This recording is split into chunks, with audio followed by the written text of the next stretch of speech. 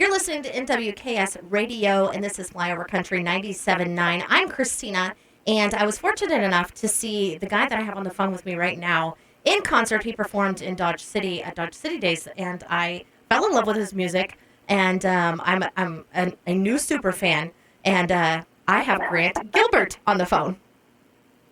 Yeah, thanks for having me. You're welcome, and I'm not even lying. I was like, I didn't know who you were. I knew we played you, and I saw you perform, and I was like, I think I'm a new super fan. And so I literally went and figured out how I could find you to say hi. Well, you found me. We talked after the show. We did. It was a lot of fun. We did. It was a lot of fun. So, Grant, tell our listeners, I guess, tell us about how do you describe your music? I guess our music, it definitely is it's country music. It's got kind of some Tom Petty, a little bit of rock and roll kind of feel to it, but definitely very country driven with some electric guitars and a little bit of pedal steel in the bag. But just kind of write what you know. When I grew up in Texas, kind of in the middle of nowhere, and went to school out at Texas Tech in Lubbock, and just kind of try to write what I know, and it's just country music and just kind of that rural lifestyle stuff. Perfect. So who is some of your inspirations? I mean, you mentioned Tom Petty, and you mentioned, but what are some of the inspirations how do you find inspiration? I find inspiration, in the most random places. I think when I'm really trying to think about writing a song or getting song ideas, it'll be when I'm at home on a tractor or something, or doing something when I'm out and about, and the song idea kind of comes to you, and then I might take the idea a couple of days later and try to write it. But that's where the inspiration comes from, mainly for me, is just being out and about and just doing something I love, and your mind kind of wanders to that naturally, I think. Right. Well, because I hear some artists say, like, just because you write the song, it doesn't mean that it actually happened to you. Mm-hmm. Yeah, exactly.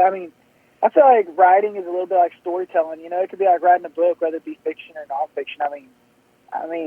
It can be a song, and just it might not have happened to you, but it could relate to somebody else and just be a cool story, or what I'm saying. So there's a lot of ways to go out writing a song. So I feel like I feel like it's like being in a little short story is how I try to write a song. Right. So are you saying that your song "Drunk Since Dallas" did that really happen?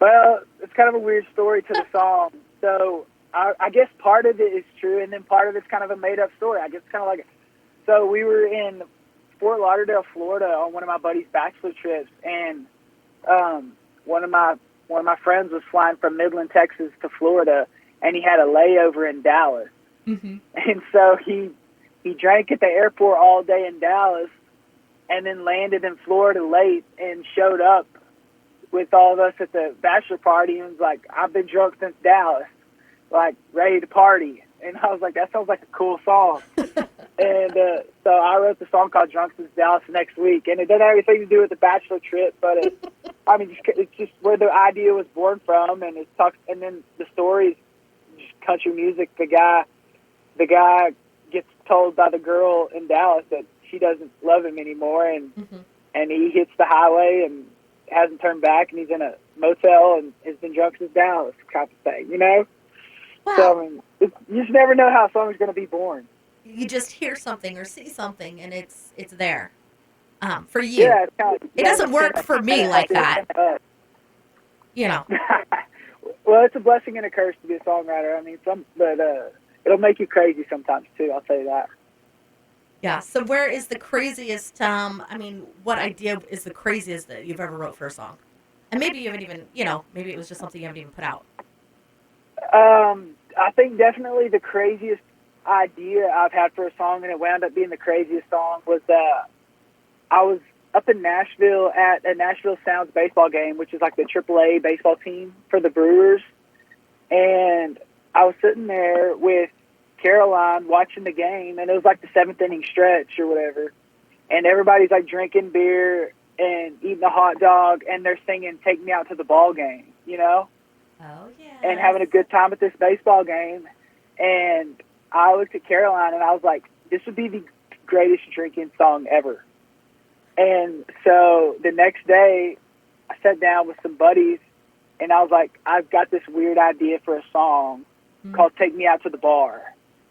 Kind of like Take Me Out to the Ball Game, but Take Me Out to the Bar. And we kind of remixed it. And the guy was like, that's the worst idea I've ever heard, but let's write it. So we wrote it, and we wrote a song called Take Me Out to the Bar and put it out, and it's been fun to do. So I don't know. It is fun. It was fun when you performed it. I know everybody has fun, and they sing along to the 1, 2, 3 shots, and I don't know. I mean, you just gotta have fun with country music. I mean, that's what it should be, in my opinion. It should be. It should be. Well, you're listening to NWKS Radio. This is FlyOver Country 97.9. I'm Kristina, and I have country music artist Grant Gilbert on the phone with me. And now, Grant, when I saw you in Dodge, I have to say, again, I fell in love with you. My sister and I both did. And we did, we loved all your original stuff, but we absolutely loved when you did Gretchen Wilson's I'm Here for the Party. I mean, I think I've never heard a guy done that. I don't think I've ever heard a guy do that. And it was so fun. Yeah, I don't think I have either. Yeah. I mean, everybody gets into that song, like, if you're a guy, girl, 20 to, I don't know, however, everybody knows that song and everybody loves it. See, you should totally put that out.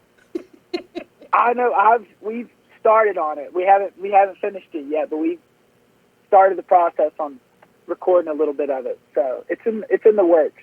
It was so fun. But, I mean, everybody, we always play it at the second or third song of the set. I mean, and it just kind of sets the vibe. It's like, let's have a good time, Right. And you seem so comfortable up there on the stage. Do you feel like that's your comfort spot? Or are you nervous before you go out?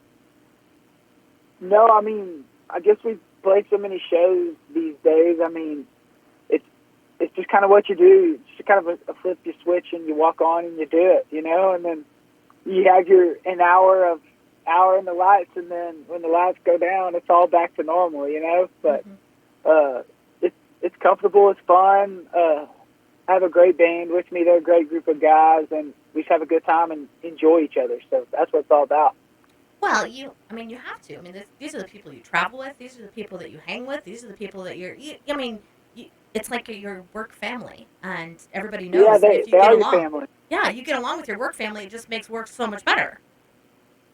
Exactly. I mean, they're your family. You spend more time with them in the van than you do your family. So I hope you got to be close to them, I guess. So what do you see for yourself, Grant? What would be the ultimate goal for you as a musician? I mean, what would be like, oh my gosh, I made it? Playing the Grand Ole Opry would be a huge one. I'd love to play Red Rocks in Colorado, and then Billy Bob's, Texas, in Fort Worth. That's kind of not too far from home and where I used to go watch all my heroes play. So headlining at Billy Bob's, Texas would be a big one for me. Okay. Who are your heroes that you heard play there? Gary Allen. I mean, I used to grow up loving the Randy Rogers Band, Josh Abbott Band. Really? Didn't you do something with Josh Abbott?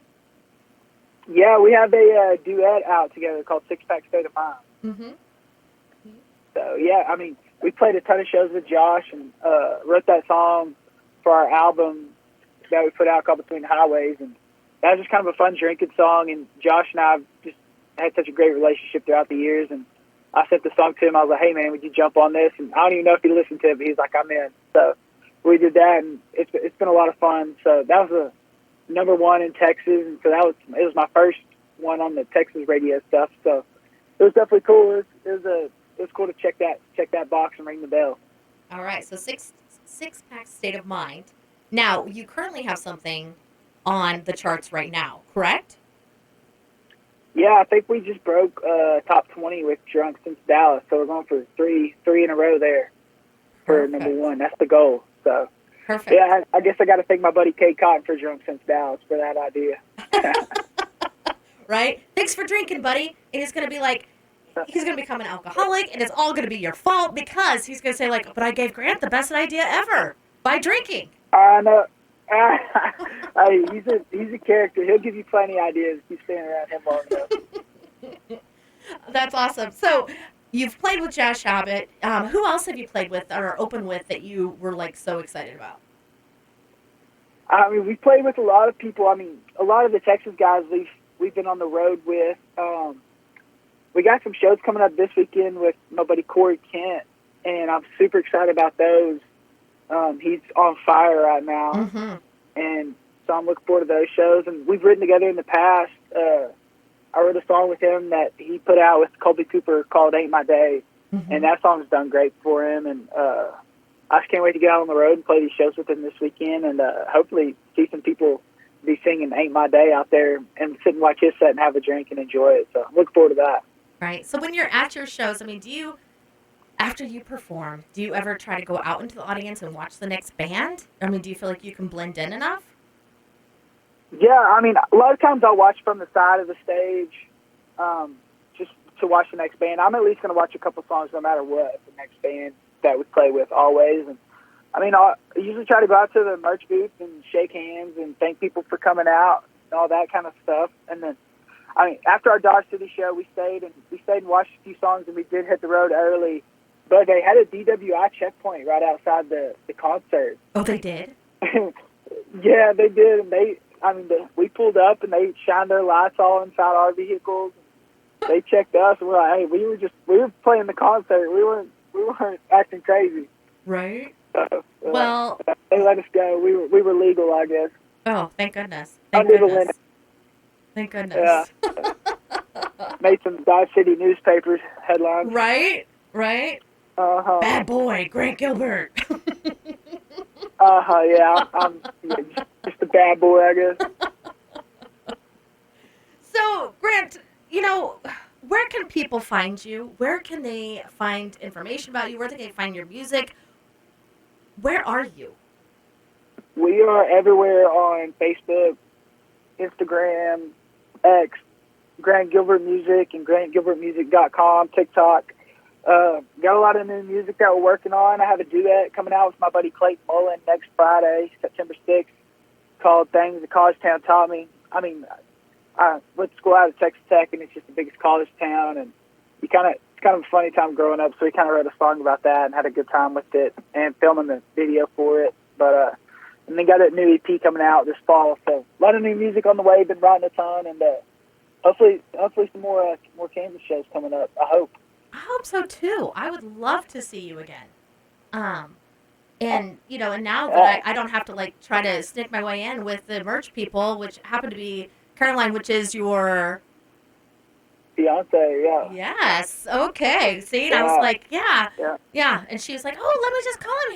He'll meet up with you. Hey, I'm not hard to find. I'm easy. Okay. all I have to do, really what anybody has to do, is just look for the hat with the G on it. Do you wear that hat all the time? I've had a couple of them. During the summer shows, I've sweated out a few of them. So well, I would hope you would have a couple different ones. Yeah. I try to change them out, before they start to smell too bad or something crazy, Right, but that is, but that's your go-to hat look. Yeah, I mean, it's kind of become a thing. I mean, a lady found this old hat. It used to be like a baseball team, like an old baseball team back in the 40s or 50s, and that was their logo. And she's like, hey, you should wear this hat. It's got a G on it. It'd be kind of cool. Uh-huh. And I started wearing it, and it kind of stuck, and then people started to ask to buy them at the merch booth or asking to buy it off my head. So I've had so many people ask to buy the hat off my head. And so we had a bunch of them made. Right, okay. If someone comes up and asks to buy it off your head, are you okay with that? Or are you like, ooh, gross? Why would you want this one? I mean, I would probably think it's a little gross because I probably sweated in it on stage for the last hour and a half. But, I mean, and I'm probably not going to sell it because when you wear a hat, it kind of fits to your head. Right. I'm pretty picky about my hat. So I'm probably not going to sell it. But money talks, so you never know. Money talks. Right, okay, so, if they say, I'll give you 20, you'd be like, yeah, just go buy a new one. But if they say, I'll give you, 500, you'd be like, yeah, this hat's yours. Yeah, I've turned down $150 for the hat on my head. So oh, wow. They're gonna have to bring it up a little bit. Right. Well, I also know This Ain't That Song. You released that this summer, right? Yes, that just came out, I don't even know, a couple weeks ago. Mm-hmm. So it's been out and about. I think when we were in Dodge City, that might have been the first weekend that it came out, maybe. I can't remember, but it's barely a month old, if so. Well, so you have this brand new release. You have one, Drunk Since Dallon's climbing the charts. You've got new music coming out next Friday. Then you have an EP. You say you don't have anything crazy going on. That's what you told me when I said, hey, what do you want to talk about? And you're like, yeah, I don't have anything crazy going on. I mean, it's just every day is pretty much every day is, I mean, I'm writing or doing something in music. I mean, it's a job, and I get to do what I love and don't want to, I don't know, not a lot of people get to do this, so I want to make the most of it while I can and see what we can make happen. So I love writing music and recording. I do it for fun at my house, on the side, at home, just for fun, making a demo and stuff. It's just what I love to do, and it just comes natural. So it's not hard to go to work every day when you do what you love. I know everybody says that, but it's true. That is true. I will agree with that 100%. 100%. Well, if you're up to it, I have a couple of rapid questions that I'd like to ask. What do you think? All right, let's do it. Okay. Favorite color? Red. Dogs or cats? Dog. That one's easy.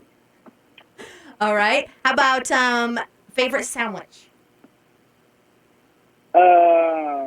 I guess the chicken bacon ranch from Subway. Perfect. With what toppings? In case somebody's listening and they want to bring you a sandwich. I don't eat fruits or veggies, so ranch dressing. Just ranch dressing. Extra ranch dressing? Yeah. Okay. That's right. And maybe some Parmesan cheese, but that's it. Okay. And you said dogs totally. Do you have a dog? Yes, and his name's Jake. He's a chocolate lab. He's a good dog. Aw. Well, give Jake a pat from me, because I'm the total dog person. Okay, all right. Me too. Yeah. All right, Fruit Loops or Lucky Charms? Lucky Charms. And do you eat the marshmallows first? Yes. You eat the marshmallows first or last? I mix them. You mix it. You're a mixer. Yeah, I'm a mixer. You're a mixer. All right, boxers or briefs? Boxer briefs, actually. Okay. All right, perfect. Well, this is Grant Gilbert with me. I'm Kristina, NWKS Radio, FlyOver Country, 97.9. And Grant, I want to play a song right after this interview. And for you, one of your songs. What song would you like me to play? Let's do This Ain't That Song, because it just came out the other day. That's perfect. All right, I'm going to let you introduce it. So, when you're ready, go. Hey, this is Grant Gilbert, and you're listening to my new single, This Ain't That Song.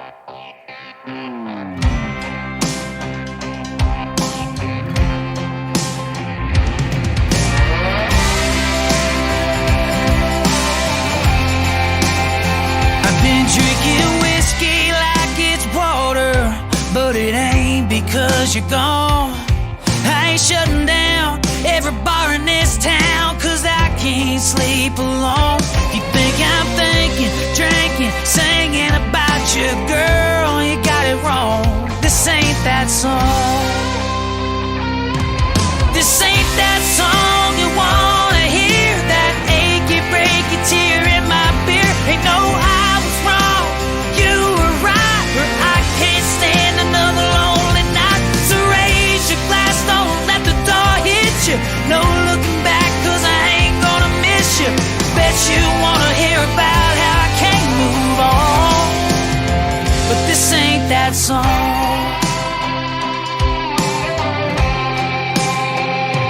I've been smoking like a chimney, you always wanted me to quit, and I don't mind asking for a number on a napkin, just because I can.